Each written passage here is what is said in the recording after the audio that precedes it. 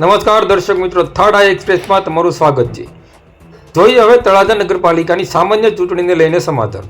તળાજા નગરપાલિકાની સામાન્ય ચૂંટણીમાં આજે ભારતીય જનતા પાર્ટી દ્વારા વોર્ડ વાઇઝ ચૂંટણી કાર્યાલયના ઉદ્ઘાટન કરવામાં આવ્યા.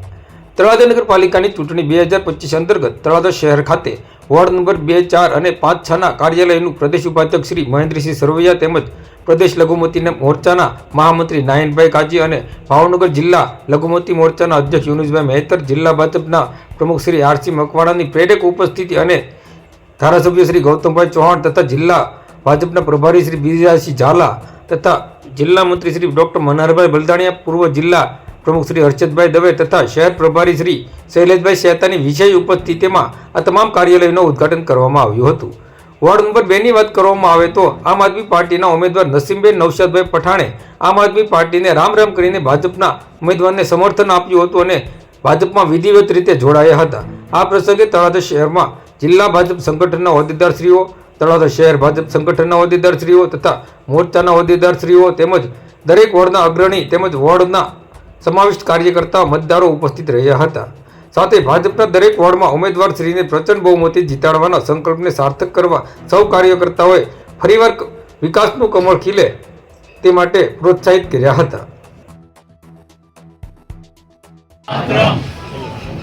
આપણે બધા મુખ્ય કાર્યકર્તાઓ છે અને બધા ખૂબ જાજી ચૂંટણી આપણે બધા લડ્યા છે. મારે ટૂંકી ખાલી માહિતી આપવી છે, ભાષણ નથી કરવું.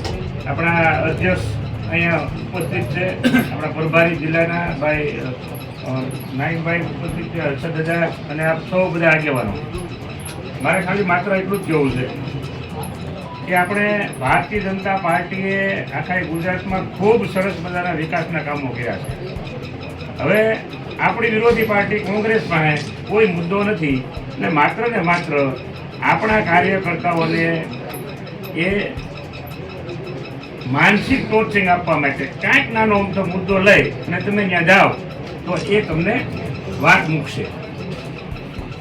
સાહેબ, એની પાસે બીજો કોઈ મુદ્દો જ નથી. એટલે આપણે જે કામ કર્યા છે, વર્ષોથી જે વિકાસ કર્યો છે, જે ગ્રાન્ટો લાવ્યા છે, જે કામ ચાલુ છે, ઘણા બધા મુદ્દાઓ એવા છે કે નગરની જ્યારે કાંઈ પણ એવી તકલીફ પડી ત્યારે આપણે બધા જ આ લોકોની વચ્ચે હાજર રહ્યા છીએ. એ બધી જ વસ્તુ આપણે યાદ કરી અને એમની વચ્ચે જવાનું છે. એટલે કોઈ આપણને કાંઈ મુશ્કેલ નથી. 100% આપણો વિજય છે, આપણે જીતવાના જ છીએ. પણ આ જે વસ્તુ છે એ આપણને યાદ હોવી જોઈએ કે આપણે એટલા કામ કર્યા છે, એટલા કામ ચાલુ થઈ રહ્યા છે, એટલા આજે અમે કરવાના છીએ, એટલા વટકોટલો આવી ગયા છે. એટલે અહીંયાથી જેટલા આપણે કાર્યકર્તાઓ છે મતદારોની વચ્ચે જવાના છે. ત્યારે ભારતીય જનતા પાર્ટીએ જે સ્થિરતા આપી છે એની આપણે વાત કરવાની છે. એટલે મને ઘણા બધા આપણા ઉમેદવારો આવી કહેતા હોય, ઘણા પ્રતિનિધિઓ આવી કહેતા હોય કે પણ જાય તો આ મુદ્દો લાવે છે. સાહેબ, એક નાના એવા મુદ્દામાં તમને ઘેરવાનો પ્રયત્ન કરે આપણે કેટલું બધું કર્યું છે. આપણે ક્યાંય શરમાવાનો વિષય જ નથી. આપણે કોનો ઊંચો કરીને મતદારોની વચ્ચે જઈએ કેવા આપણે કામ કર્યા છે અને પારદર્શક કામ કરી રહ્યા છીએ. એટલે આ વાત લઈ અને આપણે મતદારો સુધી જવાનું છે. આ માત્ર ને માત્ર મારે એટલું કહેવાનું છે, બીજું કંઈ કહેવાનું નથી. કારણ કે આગામી 16 તારીખ સુધી આપણે બધા વચ્ચે રહેવાના છીએ, સાથે રહેવાના છીએ અને કઈ રીતે આપણે આગળ વધીએ એ બધા સાથે મળીને વધવાના છીએ. વંદે માતરમ, ભારત માતા.